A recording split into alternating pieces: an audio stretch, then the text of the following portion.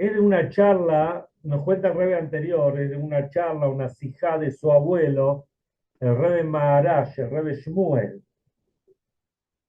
del, de Elul del año 1875, 5635. Y dice, son poquitos renglones, pero es muy significativo para que uno lo tenga perfectamente incorporado lo que trae acá. 3 días antes del Shabbat, o sea, a partir del miércoles, es el preparativo para Shabbat. Sobre el Shabbat dice el Zohar, la Kabbalah, que de él se bendicen todos los días. Y todos los días son los 6 días de la semana sobre los que Hashem ha dado una bendición global. Y te bendecirá el Señor, tu Dios, en todo lo que harás. ¿Y a qué 6 días se refiere esto? La bendición de Shabbat es para la semana, las semanas previa y posterior. Los preparativos para el Shabbat comienzan el miércoles y la orden es el pequeño Lejunerán en la de 3 versículos. Cuando leemos el día miércoles en el Sidur, cuando hacemos la tefilá a la mañana, y leemos el Shir Shel Yom, leemos el cántico del día miércoles, que es el capítulo 94 del Teilim, se le agregan los 3 primeros versículos del capítulo 95, que el capítulo 95 es el Lejun Eranena, es el capítulo que tiene que ver con el comienzo del Kabbalat Shabbat. Bueno, y acá vemos que lo interesante que es. La gente piensa, o uno piensa también, ¿no? Si no profundiza mucho, que bueno, 6 días trabajamos, pero el séptimo descansamos, que lo más importante es descansar, hacer Shabbat el séptimo día.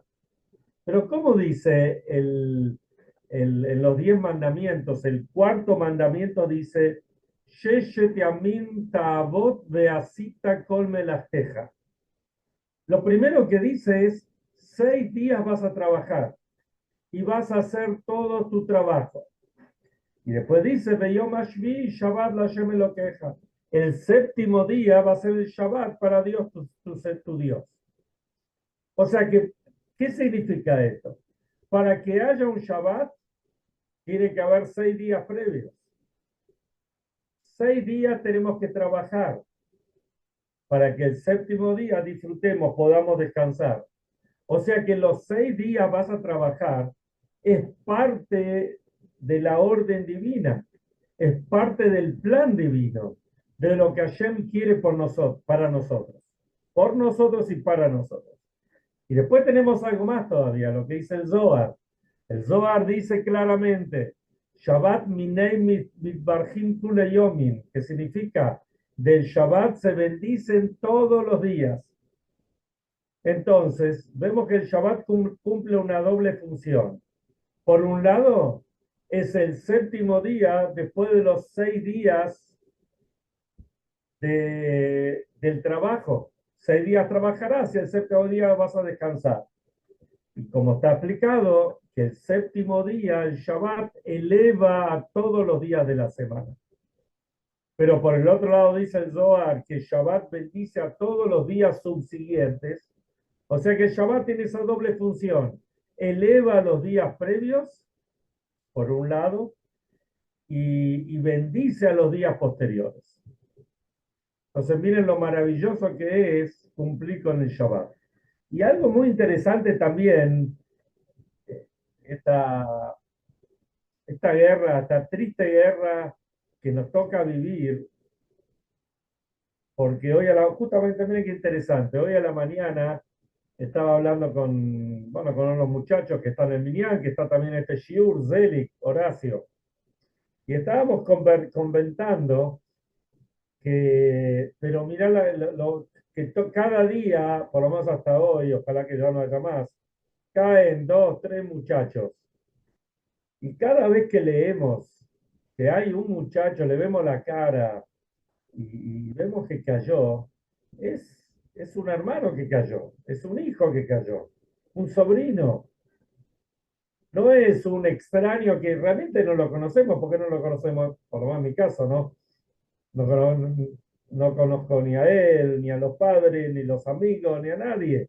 Ni siquiera de repente dicen de dónde es y son lugares que tampoco conozco.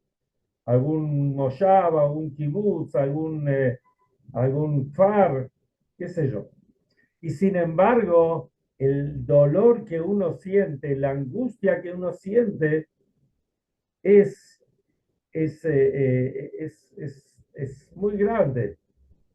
¿No es cierto? Que esto es lo que nos une a todos los Yehudim. Pero lo que quería decir es que se ha escuchado muchos maices, muchas historias que dicen que mucha gente dijo, bueno, si me salvo de esta, que eso fue el día de Simchat Torah o días después, voy a empezar a cumplir Shabbat. Pero esto lo escuché de varios, incluso videitos que la gente lo dijo. O sea, no es alguien que escribió de esto, no, tipo que dijo, a mí me pasó esto y esto y esto, y yo dije, me salvo, cumplo Shabbat, y empezó a cumplir Shabbat. Entonces, realmente esto es lo que dicen nuestros sabios, que más que los Yehudim cumplieron y cumplen el Shabbat, o mejor dicho, más que lo que los Yehudim cuidan al Shabbat, y cuidar al Shabbat, el Shabbat cuida a los Yehudim. Entonces, bueno, es un buen momento para seguir creciendo en la observancia de todos los preceptos, pero especialmente en la observancia del Shabbat, que el Shabbat es un día central en nuestra vida, desde que nacemos hasta que nos vamos al otro mundo. No hay una semana que decir, bueno, esta semana descansamos del Shabbat, descansamos del descanso, ¿no? Parece un trabalenguas. Pero no es así, no existe. No existe, puede ser ya, puede ser Yom Tov, puede ser Rosh Chodesh, puede ser Hanukkah, puede ser Yom Kippur, y más aún, cuando todas las festividades caen en Yom Kippur, en Shabbat, perdón, siempre hay algún agregado o algo especial que tenemos que estudiar, tenemos que saber. Por ejemplo, viene ahora Hanukkah. Tenemos que, si bien todas las velas de Hanukkah se encienden después del anochecer, pero por lo menos tienen que estar brillando, tienen que estar prendidas en la primer media, o sea, tiene que durar media hora dentro de la noche, pero entonces digamos acá en Buenos Aires, toda esta semana, si alguien prende la menorá a 8 de la noche, 8:05 de la noche, y le dura media hora, está cubierto, cumplió con la mitzvah de Hanukkah. Menos cuando hablamos de Shabbat. Shabbat no puede prender a las 8 de la noche, porque a las 8 de la noche ya es Shabbat. Tiene que prender por lo menos media hora antes, a las 7:30. Pero las velas tienen que mantenerse encendidas hasta por lo menos las 8:30, 9 menos cuarto. En otras palabras, hay que tomar en cuenta que hay que encender antes. Y no podemos encender la misma velita porque la velita dura media hora, 40 minutos, si no, no va a alcanzar. Entonces tenemos que poner o más aceite, o poner unas velas más gordas o más grandes, o que duren más. Entonces vemos como el Shabbat es lo que determina, es algo central en la vida del Yehudi. Y esto es lo que nos cuida, esto es lo que nos une, porque la familia se une, se reúne, y si no nos juntamos con la familia, fuimos al templo, nos encontramos con los amigos, distendidos, vamos caminando a casa, aquello, lo que sea. Y si no tenemos templo, porque en el lugar donde estamos no tenemos templo, bueno, pero hacemos del Shabbat que el Shabbat siga existiendo. Y esto es algo maravilloso. ¿Y cuándo empieza los preparativos del Shabbat? En la práctica, los preparativos del Shabbat, dicen los sabios, cuando termina un Shabbat, ya uno se está preparando para el otro Shabbat. Por ejemplo, si vemos algo especial, una comida especial, un adorno especial o algo especial, uno lo compra para el próximo Shabbat, aunque sea domingo. pero a partir del miércoles, fundamentalmente ya, digamos, ya nos estamos preparando en la práctica para el Shabbat. Eso es lo que dice el Ayom Yom. Vamos a pasar a hablar un poco de la Parshá de la semana. La Parshá de la semana es, no, en general, todo el libro Bereshit, en su mayoría, es un libro de historia. No es un libro de historia, es un libro de enseñanzas. Pero las enseñanzas vienen a través de la historia. Y la historia es lo que sucedió la mayor parte de las parshiot, salvo la primera y la segunda, Bereshit y Noach. Ya desde el final de Noach hasta el final de todo el Bereshit, tenemos parshiot que habla de Abraham, después la historia de Isaac, después lo que pasó con Jacob. Y a partir de esta semana tenemos lo de Yosef, y seguimos con Jacob hasta el final de Bereshit. Yosef y Jacob, digamos que son los personajes, los patriarcas los centrales. Y creo, por lo menos es lo que me pasa a mí, es que uno se siente muy identificado con los patriarcas, porque la Torá nos cuenta historia de los patriarcas que nos podrían pasar a nosotros también. Entonces las enseñanzas nos sirven y nos duran y son fundamentales para cada momento de nuestras vidas.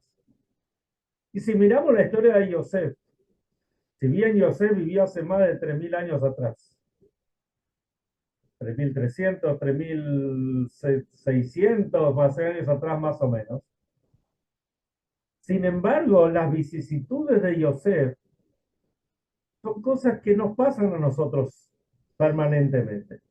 Y si uno mira, es un hilo conductor, que un poquito hablamos ayer, hoy vamos a darle otro enfoque. Si uno mira la vida de Yosef está por lo menos hasta los 30 años, y se puede decir más, hasta los 39 años, la vida de Yosef está, digamos, impregnada de sufrimiento. ¿Por qué? Yosef, cuando tenía 6 años, 7 años, falleció la mamá, lo vale. Se quedó huérfano de madre. Después tenía maices con los hermanos, como todos conocemos la historia, especialmente cuando venían los sueños. Después Yosef, los hermanos quisieron matarlo a Yosef. Lo quisieron tirar a un pozo, que de hecho lo tiraron. Lo vendieron como esclavo. ¿Saben por cuánta plata lo vendieron a Yosef como esclavo? Menos de lo que vale un par de zapatos. Así se lo saben. O sea, no les interesó ni siquiera decir, bueno, ya que lo vendemos al pibe, vamos a hacer unos mangos. No, ni eso les interesó, se lo querían sacar de encima. Y después Yosef ya por fin llega a Egipto. Imagínense cuando era esclavo, con la gente que habrá tenido que estar. Y después llega a Egipto y tiene en cierta forma el mazl, la suerte que el que lo compra es el ministro de la carne, digamos, un tipo que está bien, y ahí él puede desarrollarse como mayordomo. Pero enseguida tiene problemas con la esposa y lo mandan a la cárcel. En la cárcel estuvo 12 años. Lo aleino, estar un segundo en la cárcel es terrible. Imagínense 12 años. Y la persona puede preguntarse, Baruch Hashem, a nosotros por ahí, gracias a Dios, no nos pasó todas esas cosas. Pero si uno va mirando la historia de la vida de cada uno, uno ve que hay sufrimientos. Y uno muchas veces se pregunta, ¿por qué me tocó a mí esto? Más aún, ¿cuántas veces sufrimos por cuestiones que hacen los demás? Que uno las paga sin comerla ni beberla, como se dice. Y uno se pone a preguntar, mira todo lo que yo estoy sufriendo por este tipo. Nos pasó por ahí cuando estábamos en la escuela, en el primario, en el secundario, que alguno se mandó una macana y sufrió todo el grado, toda la división. O en la universidad. o en el país que nos toca vivir.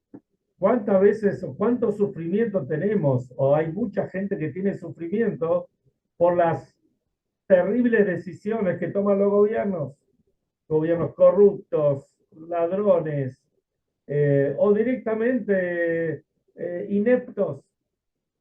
Y la gente sufre y uno se dice, ¿y por qué tengo que sufrir yo? Si yo salgo a trabajar todos los días, yo abro el negocio todos los días, yo me porto bien, yo pago, quiero pagar los impuestos, quiero ser bueno con mis empleados o con mis compañeros, lo que sea, y yo tengo que aguantar todo esto. Y esta es la pregunta que se tendría que haber hecho Yosef, que como vimos es todo lo que él sufrió.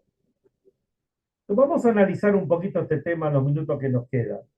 Dice el Talmud en el tratado de Brajot, hay una Mishnah que dice, Hayab Adam levarej a la Ra quemó a la Tov. La persona tiene la obligación de bendecir, decir una brajá, por lo malo como por lo bueno.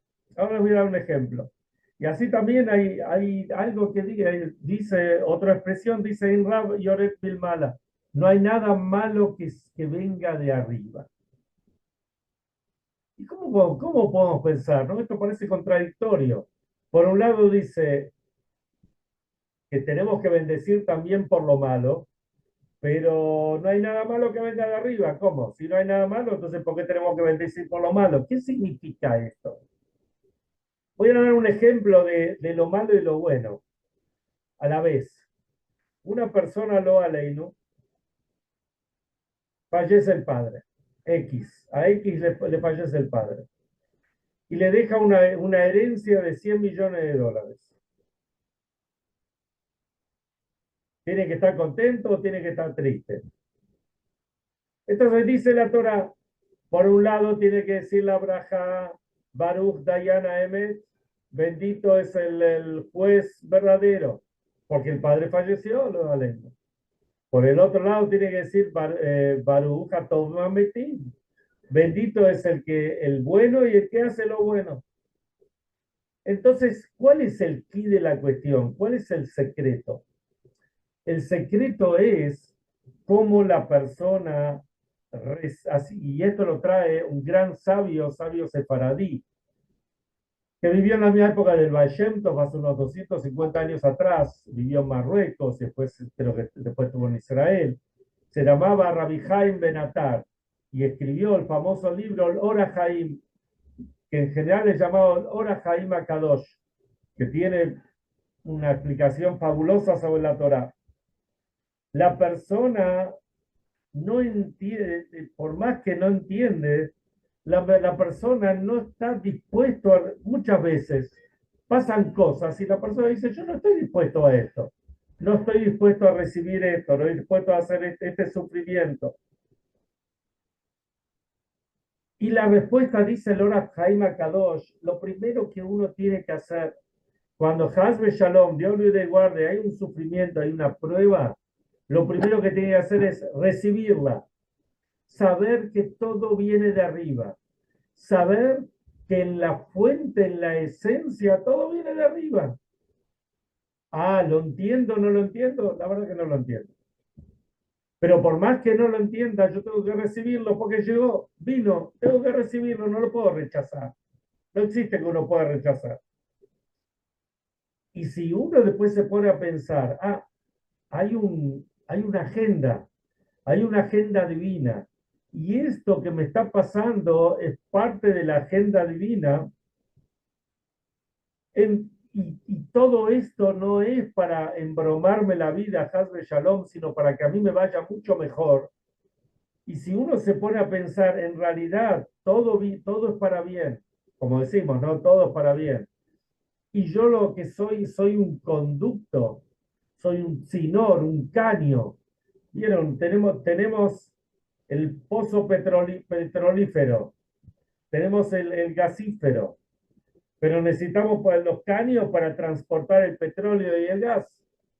Bueno, nosotros somos esos caños, que sin el caño, el gas, el petróleo no pasan, el agua no pasa.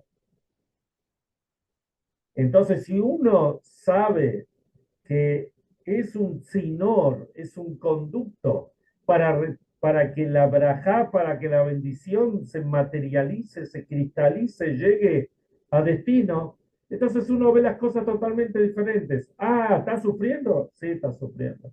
Y a veces el sufrimiento, Hazme Shalom, lo ha leído muy grande.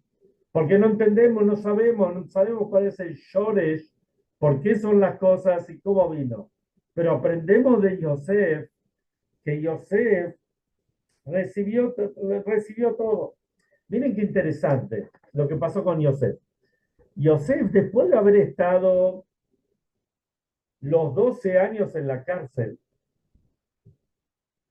y después de haber pasado de ser esclavo y de estar en lo de la casa del ministro del faraón, etcétera, y como cuenta al final de la parshá de esta semana, los sueños que tuvo el ministro del vino y el ministro de del pan, panadero, y Yosef le vaticina que a uno lo van a volver a poner en su lugar, al del vino, y, y al otro le dice, a vos te van a colgar, y así realmente fue.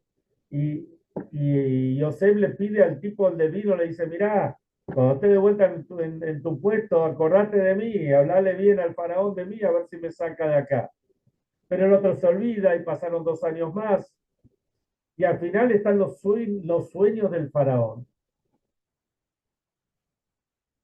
Y cuando el faraón sueña con las vacas gordas y las vacas flacas y las espigas gordas y las espigas flacas, y pide que alguien le interprete los sueños y no había quien le pueda interpretar, y ahí el ministro, el que le servía el vino, se acuerda de Yosef y le dice, oh, había un muchachito ahí en la cárcel que sabía descifrar los sueños.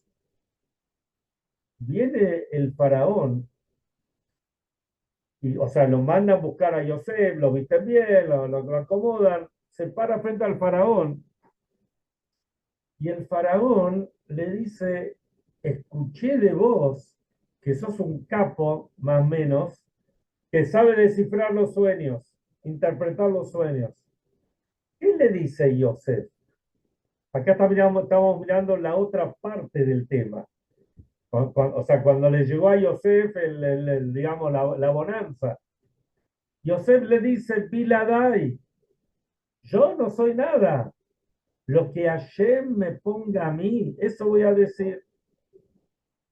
¿Qué quiere decir? Yosef le está diciendo, yo personalmente no soy nada, yo soy un conductor. Yo soy el medio por el cual se lleva a cabo la agenda divina. Entonces, así como Yosef, por supuesto que sufrió, porque no vamos a decir que Yosef no sufrió, seguro que sufrió. Pero Yosef entendió que había algo más, mucho más noble, mucho más importante, que era el futuro que tiene que venir. Porque al final de cuentas, gracias a que Yosef estaba ahí, digamos, eso fue el conducto para que él alimente y reciba a toda su familia. Eh, Así también, cuando llegó el momento de gloria de Yosef, imagínense, estaban todos los ministros, estaban todos los asesores, estaba el faraón mismo esperando a ver lo que va a decir Yosef. Y Yosef lo interpretó. Fue un momento de gloria. Y ahí al toque lo nombran virrey. ¿Qué más se puede pedir en la vida? En aquella vida ahí en Egipto. Sin embargo, Yosef dice, a mí no me interesa todo esto. Yo lo que estoy haciendo es porque soy un emisario, soy un Sheliach de Hashem, soy el conducto por el cual Hashem está mandando la braja. Y eso es lo que tenemos que entender. Dice, está traído, dos cositas quiero contarles. Está traído que mientras, después de Yosef vino la esclavitud en Egipto. Pero dice, está traído, dicen los sabios, que mientras uno, dice, Beshivim Nefesh Yardu Aboteinu Mitzrayim, Jacob a Egipto bajó con 70 almas. Pero dicen los sabios, mientras alguien de esas almas vivía, no hubo esclavitud. Pero si miramos bien, vamos a ver que sí hubo una. Y esa una es Yochebed, la mamá de Moshe, Aarón, de Miriam, que ella sí estuvo y ella vivió mucho tiempo. Entonces, ¿cómo se responde esto? Muy sencillo. Todos los 69 anteriores que habían nacido en la tierra de Israel, para ellos fue un sufrimiento muy grande tener que irse de la tierra de Israel ahí a vivir a Egipto, con los egipcios y con las costumbres de ellos y con todo lo que ellos eran. Entonces, mientras ellos vivían, no había esclavitud. Yochebed dice que nació entrando, fue la número 70, nació entrando a Egipto. Ella no tuvo este sufrimiento porque ella no conoció la vida en Israel. Entonces, vemos que ella no recibió esto. Y ella no tuvo este problema de vivir en Egipto como vivía en Israel. Es como un chico trae el Alter en el Tania. Un chico que el papá, ¿vieron? Ustedes se van a acordar con sus chicos, o ahora con los nietos algunos. Cuando el nieto tiene piojos, por ejemplo, ¿no? Pasan estas cosas. Viene la mamá, viene el papá y le empieza a revisar la cabeza y a sacarle los piojos y a limpiarle. Es un sufrimiento para el chico. Pero el chico sabe que ni el papá ni la mamá lo quieren hacer sufrir. Y lo recibe, llora, patalea, pero se la banca. Hay un maíz, si me dan 2 o 3 minutos, voy a contarlo rápido. El Sheliach principal del Rebbe en Minnesota se llama es el rabino Moshe Feller, que tenga larga vida y saludable. Bueno, ustedes saben, cuando un Sheliach llega a un lugar, empieza a buscar a la gente y uno busca también gente, como hoy se llaman, influencers. ¿Por qué uno busca un influencer? Porque a través del influencer va a conocer a otras personas y se pueden organizar shiurim y se pueden organizar actividades y todo tipo de cosas. Si uno va y agarra a un yehudito, cada yehudí es preciado y apreciado, pero uno quiere meterse dentro del trabajo, dentro de la actividad, dentro de la comunidad, busca ese tipo influible, que influencia y encima también que pueda tener contactos en la ciudad para así uno puede conseguir cosas, etcétera, etcétera, para el bienestar de la misma comunidad, del trabajo. Entonces, el rabino Feller quería una entrevista con el profesor Belville Green, que ya hablamos otras veces, que es uno que trabajó en la NASA, trabajó en el programa Guerra de las Galaxias, un tipo muy importante. También él estaba ahí en la comunidad reformista, era uno de los capos ahí en Minnesota. Bueno, él va un día a verlo y las secretarias sabían que si viene gente así, rabinos o gente de instituciones, seguro vienen a buscar una donación. Entonces él ya tenía las cifras. Si es alguien de alguien local que le haga un cheque de $18. Y si es alguien de Israel, que le haga un cheque, creo, de $25. No importa cuánto.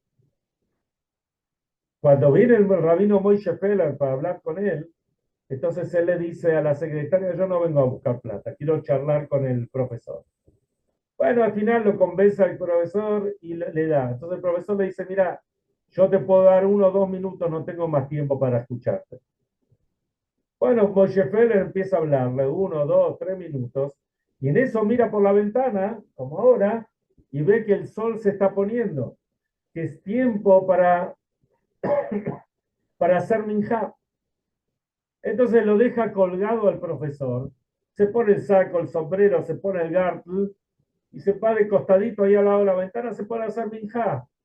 ¿Cuánto le tardó minjá? 4 o 5 minutos, lo habrá hecho rápido. Entonces el profesor se enojó y dice: pero escúchame, rabino, yo lo estoy recibiendo, usted no sé, qué es tipo tan raro, ¿qué hace? Me deja colgado en la mitad que estamos hablando. Entonces le dice: no, pues no sabe, se está haciendo de noche, fui a hacer minjá, fui a hacer el rezo de la tarde. Pero usted es un tipo raro. De estas personas yo no quiero tener charlas. Y agarró, lo mandó a pasear. Bueno, el rabino, mejor dicho, volvió a la casa y le contó a la esposa. Y la verdad estaba medio deprimido, se sintió mal. Entonces la esposa le dijo, escúchame, vos hiciste lo tuyo, porque él le contestó en el momento, le dice, mira, él le dijo en ese momento al profesor, un detalle importante, le dice, mira, todo lo que vos tenés, tu plata, tus consejos, tus contactos, no son nada al lado de mi creador. Cuando el tipo escuchó esto, lo mandó a pasear.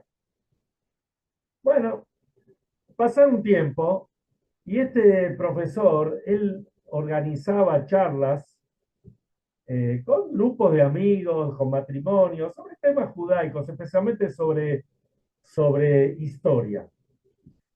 En una de esas charlas, les toca, ¿se acuerdan? Escuchaban hablar, me imagino, de las hordas de Khmelnytsky, Yemak Shemot. Este Khmelnytsky organizó pogroms contra los Yehudim. Fue terrible, fue antes de la época del Baal Shem Tov, se lo llama como Gezerot Tach Betach, ya estoy terminando. Entonces, empezaron a discutir, ¿no es cierto?, a charlar sobre este tema. Y ahí alguien explicó, o el profesor o otra persona explicó, que la realidad es que hubo gente que con tal de no convertirse, con tal de no caer en las garras de esta gente, prefirió dejarse matar por el judaísmo. Entonces, uno de los que estaba ahí presente, la gente que estaba discutiendo, decía, está bien, pero eso fue hace 300 años. Hoy no existe algo así. Hoy no existe alguien que se entregue totalmente por el judaísmo. Hay alguien que diga, no quiero plata, no quiero estas cosas por el judaísmo. Y ahí el profesor Green se acordó de lo que había tenido, que lo había echado el rabino justamente por eso. Entonces dice, sí, miren, aunque ustedes crean, imagínense, en los años 60, en Minnesota, un lugar muy conservador, en el centro de Estados Unidos, no estaban acostumbrados a ver gente religiosa, gente observante. Era un bicho raro. Entonces le dice, no, hay un tipo así, estuvo en mi oficina. Y ahí lo mandaron llamar y ahí empezó a hacer charlas con ellos. De más está decir que el profesor Berlin Green se dedicó, se acercó al judaísmo, él con toda la familia hicieron teshuvá. El tipo tenía una barba, era grandote, una barba blanca impresionante, daba charlas sobre fe y ciencia y fundamentalmente fue un hasid muy grande del rey, un gran admirador del rey. Bueno, me pasé un poquito, pero que espero que les haya valido la pena.